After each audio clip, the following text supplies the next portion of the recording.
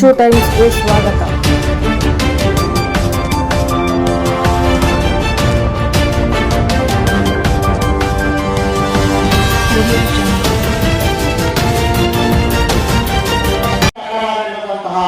ಚಿಕ್ಕಬಳ್ಳಾಪುರದಲ್ಲಿ ನಾವು ನಿರ್ದೇಶಕರಾದ ಮೇಲೆ ಅಲ್ಲಿ ಸುಂದರವಾದಂತಹ ಒಂದು ಹಾಸ್ಟೆಲ್ ಕಟ್ಟಡವನ್ನು ಕಟ್ಟಿಸಿ ಹಾಸ್ಟೆಲ್ ನಡೀತಾ ಇದೆ. ಸುಮಾರು 300 ಜನ ಹೆಣ್ಣುಮಕ್ಕಳು ಇವತ್ತು ನೆಮ್ಮದಿಯಲ್ಲಿದ್ದಾರೆ. ನಾನು ರಾಜ್ಯ ವಕೀಲರ ಸಂಘಕ್ಕೆ ಬರಬೇಕಾದ್ರೆ ಒಂದೇ ಒಂದು ಮುಖ್ಯವಾದ ಕಾರಣ, ನಾನು DS ಇದ್ದಾಗ ಆ ಹೆಣ್ಣುಮಕ್ಕಳು ಇತರೆ ಜಾತಿಗಳೊಂದಿಗೆ ಮದುವೆ ಆದಾಗ ಆ ತಂದೆ ತಾಯಿ ಅನುಭವಿಸಿದಂತ ಯಾತನೆ, ಅವರ ಗೋಳು ಎಲ್ಲ ನೋಡಿ, ಇಲ್ಲ ನಾನು ನಿರ್ದೇಶಕನಾಗಬೇಕು, ನಮ್ಮ ಮಕ್ಕಳನ್ನ ನಾವು ಕಾಪಾಡಬೇಕು, ಸಮುದಾಯದ ಮಕ್ಕಳನ್ನು ಆಗಬಾರದು ಅಂತ ಒಂದು ತೀರ್ಮಾನ ತಗೊಂಡು ನಾನು ರಾಜ್ಯ ವಕೀಲರ ಸಂಘಕ್ಕೆ ಸ್ಪರ್ಧೆ ಮಾಡಿದೆ. ಈಗ ವಕೀಲರ ಸಂಘ ಎಷ್ಟೆಲ್ಲ ಆರ್ಥಿಕವಾಗಿ ಸುಭದ್ರವಾಗಿದೆ ಅಂದ್ರೆ, ಇಂದಿನ ಬ್ಯಾಂಕ್ ಬ್ಯಾಲೆನ್ಸ್ 650 ಕೋಟಿ, ಇಂದಿನ ಬ್ಯಾಂಕ್ ಬ್ಯಾಲೆನ್ಸ್ 650 ಕೋಟಿ. 17-18ರಲ್ಲಿ ರಾಜ್ಯ ವಕೀಲರ ಸಂಘ 4,95,00,000 ಬ್ಯಾಂಕ್ನಲ್ಲಿ ಹೂಡಿಯಾಗಿ ತಗೊಂಡು ಎಂಪ್ಲಾಯೀಸ್ಗೆ ಸಂಬಳ ಕೊಟ್ಟಿದ್ವಿ. ಅಂತ ಒಂದು ಸಂಘವನ್ನ ಇವತ್ತು ಈ ಮಟ್ಟಕ್ಕೆ ನಿಮ್ಮಗಳ ಎಲ್ಲರ ಆಶೀರ್ವಾದದಿಂದ ತಂದಿದ್ದೀವಿ ಅಂತ ಹೇಳಿ ಧೈರ್ಯವಾಗಿರ್ತೀವಿ.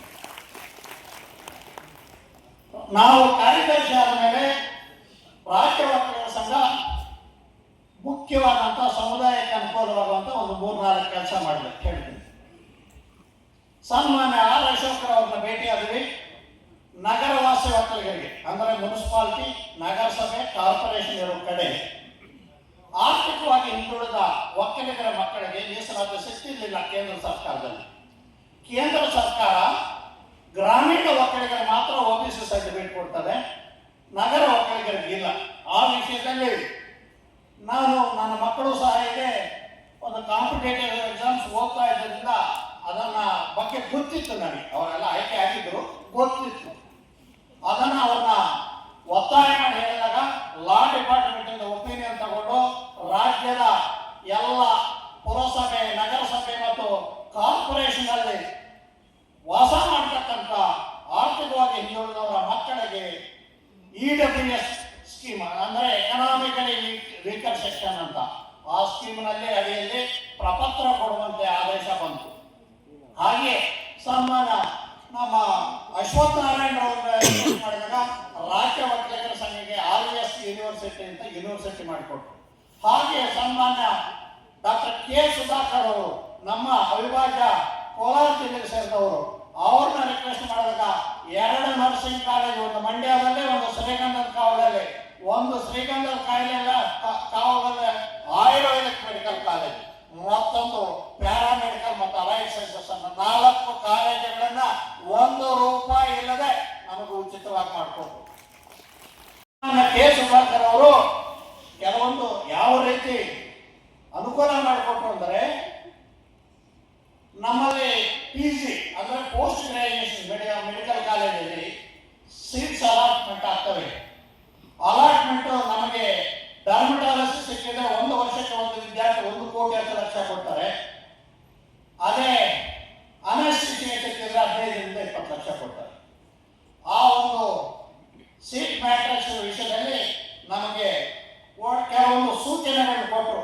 ಆ ಸೂಚನೆಗಳನ್ನ ಪಾಲನೆ ಮಾಡಿದ್ರಿಂದ ವರ್ಷಕ್ಕೆ 5 ಕೋಟಿ ಅಂತೆ, 3 ವರ್ಷಕ್ಕೆ 15 ಕೋಟಿ ರೂಪಾಯಿ ಹೆಚ್ಚುವರಿ ಆದಾಯ ರಾಜ್ಯ ವಕೀಲರ ಸಂಘಕ್ಕೆ ಕೂಡಿ ಬಂತು. ಅದಕ್ಕೆ ನೀವು ಮದುವೆಗೆ ಯಾವ ಪಂಕ್ತಿಯಲ್ಲಿ ಕೂತರು ಬಡಿಸೋರು ನಮ್ಮವರಾದ್ರೆ ನಾವು ಎಲ್ಲಿ ಕೂತ್ಕೊಂಡ್ರು ಊಟ ನಮ್ಗೆ ಸಿಗ್ತದೆ ಅಂತ ಹೇಳ್ತಾರೆ ಜನರಿಗೆ.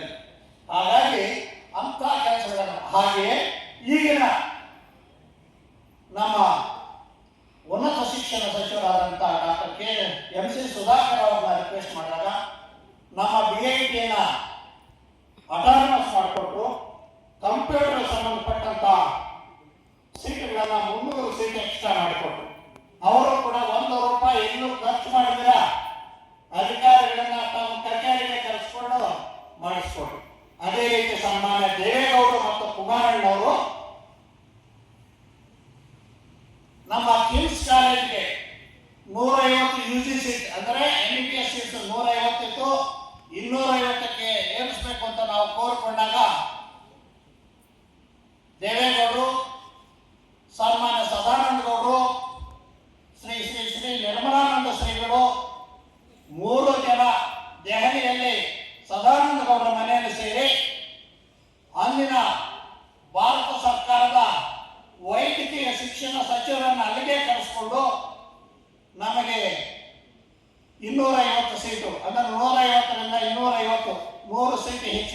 ಕೊಟ್ಟರು.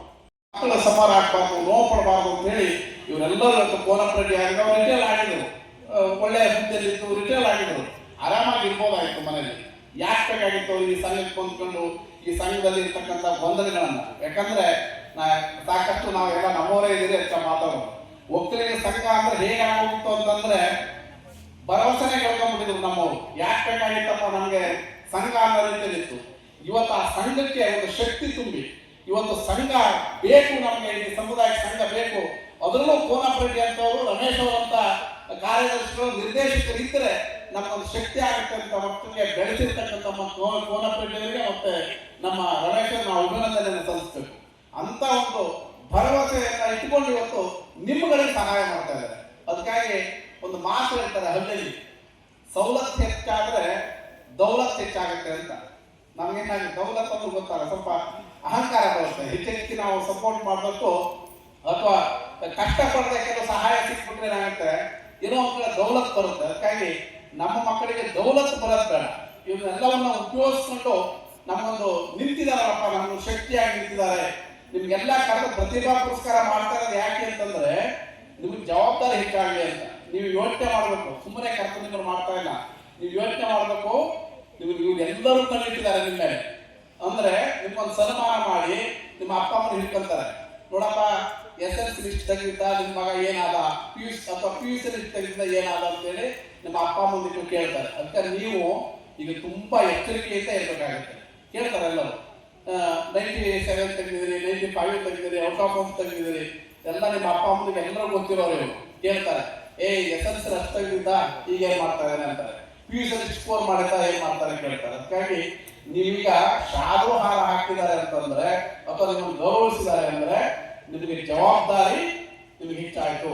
ನಿಮ್ಮನ್ನ ಬರೀ ನಿಮ್ಮ ಅಪ್ಪ ಅಮ್ಮ ಅಷ್ಟೇ ನಿಮ್ಮನ್ನು ಕಾಯ್ತಾ ಇದ್ರು, ಕಣ್ಣಲ್ಲಿ ಕಂಡಿಟ್ಟು ಅಥವಾ ನಿಮ್ಮನ್ನು ಕೇಳ್ತಾ ಇದ್ರು. ಈಗ ಇವರೆಲ್ಲರೂ ಕೂಡ ನಿಮ್ಮನ್ನು ಕೇಳ್ತಾರೆ. ಅದಕ್ಕೆ ನೀವು ಎಚ್ಚರಿಕೆಯಿಂದ ಇರಬೇಕಾಗುತ್ತೆ. ಅಂದ್ರೆ ನೀವು ಇನ್ನೂ ಎಚ್ಚರಿಕೆ ಓದಬೇಕು. ಬರೀ ಕೇಳೋದ್ರ ಜೊತೆಗೆ ನಿಮ್ಗೆ ಸಪೋರ್ಟ್ ಮಾಡ್ತಾ ಇದ್ದಾರೆ. ಹೇಳೋದು ಕೋನಪ್ರೆಡ್ಡಿ ಅದೆಷ್ಟೇ ಖರ್ಚಾಗಲಿ ನಾವು ಇಲ್ಲಿ ಹಾಸ್ಟೆಲ್ ಮಾಡೇ ಮಾಡ್ತೀವಿ, ಹೆಣ್ಮಕ್ಳು ಹಾಸ್ಟೆಲ್ ಅಂತ ಹೇಳ್ತಾ ಇದ್ರು. ಗಂಡು ಮಕ್ಕಳು ಹಾಸ್ಟೆಲ್ ಆಲ್ರೆಡಿ ಇತ್ತು, ಅದನ್ನು ಕೂಡ ಮಾಡ್ತಾರೆ. ಹಾಗೆ ನಿಮ್ಗೆಲ್ಲ ವ್ಯವಸ್ಥೆಗಳನ್ನ ನಮ್ಮ ವೇದಿಕೆಯಲ್ಲಿ ಕೂತಿರ್ತಕ್ಕಂಥ ಎಲ್ಲರೂ, ಯಾಕಂದ್ರೆ ಎಲ್ಲರೂ ಶ್ರಮ ಪಟ್ಟು ಬಂದಿರೋ ಒಬ್ಬೊಬ್ಬರ ಕಷ್ಟಗಳನ್ನು ಒಟ್ಟು ಒಂದು 3 ಪುಟಗಳು ಬರೀಬಹುದು. ಅದೆಲ್ಲರೂ ಕೂಡ ಇವರು ಕಷ್ಟಪಟ್ಟಿರ್ತಕ್ಕಂಥವ್ರು. ಮತ್ತೆ ತುಂಬಾ ಸಮಾಜದ ಬಗ್ಗೆ ಕಾಳಜಿರ್ತಕ್ಕಂಥವ್ರು. ನಮಗೆ ನಮ್ಮ ಕೋಲಾರವಿದೆ, ಅದು ನನಗಷ್ಟೇ ಪ್ರೀತಿ ಅಲ್ಲ, ನಮ್ಮ ಪೂಜ್ಯರು ಬಾಲಗಂಗಾಧರನಾಥ ಮಹಾಸ್ವಾಮಿಯವರಿಗೆ ಅಥವಾ ನಮ್ಮ ನಿರ್ಮಲಾನಂದನಾಥ ಮಹಾಸ್ವಾಮಿಯವರಿಗೆ ನಾವು ಚಿಂತನೆಗೆ ಓದ್ತಾ ಇರಬೇಕಾದ್ರೆ ಸಣ್ಣ ವಯಸ್ಸಲ್ಲೇ ನಮ್ಮ ಬಾಲಗಂಗಾಧರನಾಥ ಮಹಾಸ್ವಾಮಿಯವರು ಬೇರೆ ಬೇರೆ ಜಿಲ್ಲೆಗಳಿಗೆ ಹೋಗ್ತಿದ್ರು. ಬೇರೆ ಬೇರೆ ಮಂಡ್ಯ, ಮೈಸೂರು, ಹಾಸನ ಈ ಕಡೆ ಹೋದಾಗ ನಮ್ಮ ಬಾಲಗಂಗಾಧರನಾಥ ಮಹಾಸ್ವಾಮಿಯವರು ಹೇಳ್ತಿದ್ರು. ಆ ಸಂದರ್ಭದಲ್ಲಿ ನಮ್ಮ ಜಿಲ್ಲೆಗೆ ಒಂದು 650 ರಿಂದ 700 ಅಡಿ ನೀರು ಸಿಕ್ತಿತ್ತು ಅವಾಗ ಆ ಸಮಯದಲ್ಲಿ. ಅವಾಗ ನಮ್ಮ ಪೂಜ್ಯರುಗಳು ಹೇಳ್ತಿದ್ರು, ಬೇರೆ ಬೇರೆ ಜಿಲ್ಲೆಗಳಿಗೆ ಹೋಗಿ ಬೇರೆ ಭಕ್ತರುಗಳಿಗೆ ನೀವು ನಮ್ಮ ಕೋಲಾರ ಜಿಲ್ಲೆ ಭಕ್ತರು ನೋಡಿ ಕಲಿಬೇಕಪ್ಪ, ಅವ್ರು 600-700 ಅಡಿ ನೀರು ತೆಗೆದು ವ್ಯವಸಾಯ ಮಾಡಿ ಮಕ್ಕಳನ್ನ ಓದಿಸ್ತಾರೆ, ಜೀವನ ಕಟ್ಕೊಂತಾರೆ ಅಂತ ಹೇಳಿ ನಮ್ಮ ಪೂಜ್ಯಗಳು ಬಾಲಗಂಗಾಧರ ಮಹಾಸ್ವಾಮಿಯವರು ಹೇಳ್ತಾ ಇದ್ರು. ಆದ್ರೆ ಈಗ ನಮ್ಮ ಕೋನಪ್ರೆಡ್ಡಿ ಹೇಳಿದಾಗೆ 1200, 1400, 2000 ಹೋಗಿದೆ. ಅದಕ್ಕಾಗಿ ನಾವು ಯೋಚನೆ ಮಾಡಬೇಕು. ಹೆಚ್ಚಿಗೆ ನಮಗೆ ವಿದ್ಯೆಯನ್ನು ಕಲ್ತ್ರೆ ನಮಗೆ ಬದುಕು ಅನ್ನೋ ರೀತಿಯಲ್ಲಿ ಇರ್ತಕ್ಕಂಥದ್ರಿಂದ ಇವೆಲ್ಲ ಹಿರಿಯರು ಇವತ್ತು ನಮಗೆ ಇಷ್ಟು ಪ್ರೋತ್ಸಾಹ ಮಾಡ್ತಾ ಇರತಕ್ಕಂಥದ್ದು. ಅದೇ ರೀತಿ ನಮಗೆ ಒಂದು ನೀರು ತಂದುಕೊಡುವ ವ್ಯವಸ್ಥೆಯನ್ನ ನಾನಾ ರೀತಿ ಯೋಜನೆಗಳನ್ನ ಹಾಕೊಳ್ತಾನೆ ಇದ್ದಾರೆ ಸರ್ಕಾರಗಳಲ್ಲಿ. ಆ ನೀರುಗಳು ಬರಬೇಕು. ಎತ್ತಿನ ಹೊಳೆ ಹೇಳ್ತಾರೆ, ಇನ್ನೊಂದು ಹೇಳ್ತಾರೆ, ಕೊನೆಗೆ ಒಂದಿಷ್ಟು ಕೊಳಚೆ ನೀರು ತಂದಿದ್ದಾರೆ, ಒಂದಿಷ್ಟು ಫಿಲ್ಟರ್ ಮಾಡಿ. ಹಾಗೆ ನಮಗೆ ಕೊಳಚೆ ನೀರು ಬೇಡ, ಶುದ್ಧ ನೀರು ಕೊಡ್ಲಿ. ಹಾಗೆ ನಮಗೆ ಏನು ಎತ್ತಿನ ಹೊಳೆ ಅಂತೇಳಿ ಆ ನೀರು ಕೂಡ ಬಂದೆ ಅಂತಕ್ಕಂಥ ಮಾತನ್ನು ಹೇಳ್ತಾ, ಇನ್ನೊಂದು ನಮ್ಮ ಗೋವಿಂದರಾಜ್ ಅವರೆಲ್ಲ ಮಾತಾಡ್ತಾ ಹೇಳೋದು, ನಮ್ದು ದೊಡ್ಡ ಕನಸಿದೆ. ನಮ್ಮ ಗುರುಗಳದ್ದು ಹೌದು, ನಮಗೂ ಹೌದು, ನಮ್ಮೆಲ್ಲ ಹಿರಿಯರು ಒಂದು ಭವನವನ್ನ ನಾವು ಕಟ್ತಾ ಇದ್ದೀವಿ, ನಮ್ಮ ಸಂಘದಿಂದ ಕಟ್ತಾ ಇದ್ದೀವಿ. ಅದಕ್ಕೆ ಮಾತಾಡ್ತಾ ನಮ್ಮ ಗೋವಿಂದರಾಜ್ ಅವರು ಹೇಳುದು, 500 ರೂಪಾಯಿ ಕೊಟ್ಟರು ಕೂಡ 20 ಕೋಟಿ ಆಗುತ್ತೆ ಅಂತ ಹೇಳಿ. ಹಾಗೆ ನಮ್ಮ ಪೂಜ್ಯಗಳು ಬಾಲಗಂಗಾಧರನಾಥ ಮಹಾಸ್ವಾಮಿಯವರು ಮಾತು ಹೇಳ್ತಿದ್ರು, ಒಂದು ತೆಂಗಿನ ಮರ ಇದೆ, ಆ ತೆಂಗಿನ ಮರದ ಒಂದು ಗರಿ ಬಿದ್ದರೆ ಅದೊಂದು ಗುರುತು ಬಿಟ್ಟಿರುತ್ತೆ. ಆ ಗರಿ ಬಿದ್ದ ಜಾಗ ಒಂದು ಗುರುತಿರುತ್ತೆ, ನೀವು ನೋಡಿದ್ರೆ ಒಂದು ಮಾರ್ಕ್ ಇರುತ್ತೆ. ಹಾಗೆ ಒಂದು ಗರಿಕೆ ಹುಡುಗ, ಆ ಗರಿಕೆ ಹುಡುಗ ಬಿದ್ದರೆ ಒಂದು ಸಣ್ಣ ಗುರುತು ಬಿಟ್ಟಿರುತ್ತೆ, ಒಂದು ಮಾರ್ಕ್ ಇರುತ್ತೆ. ಮನುಷ್ಯ ನಿಂದೇ ಗುರುತು, ನಿನ್ನ ಹೆಣ್ಣು ನಿನ್ನ ಮಕ್ಕಳು ನೀವು ಸಾಕಿ ನೀವು ಹೋಗೋದು ಅದಷ್ಟೇ ಗುರುತಲ್ಲ. ಒಂದಿಷ್ಟು ದಾನ ಧರ್ಮಗಳನ್ನು ಮಾಡೋದ್ರಿಂದ ನಿನ್ನ ಕೈಲಾಗಿತ್ತು ಒಂದಿಷ್ಟು ಒಳ್ಳೆ ಕೆಲಸ ಮಾಡಿದ್ರೆ ಅದು ಗುರುತಾಗುತ್ತೆ ನಿನಗೆ. ನಾವು ಮಾಡಿರ್ತಕ್ಕಂಥ ಒಳ್ಳೆ ಕೆಲಸಗಳು ನಾವು ಇಳಿದು ಹೋದಾಗ ಅಥವಾ ನಮ್ಮ ಶರೀರ ಬಿಟ್ಟಾಗ ಅವು ಕಾಪಾಡ್ತದೆ ಅಂತಕ್ಕಂಥ ಮಾತನ್ನು ಹೇಳ್ತಿದ್ರು. ಮೂರ್ತಿಗಳೇ PUC PCLP ಪ್ರಣತಿ ಮದನಹಳ್ಳಿ 98/17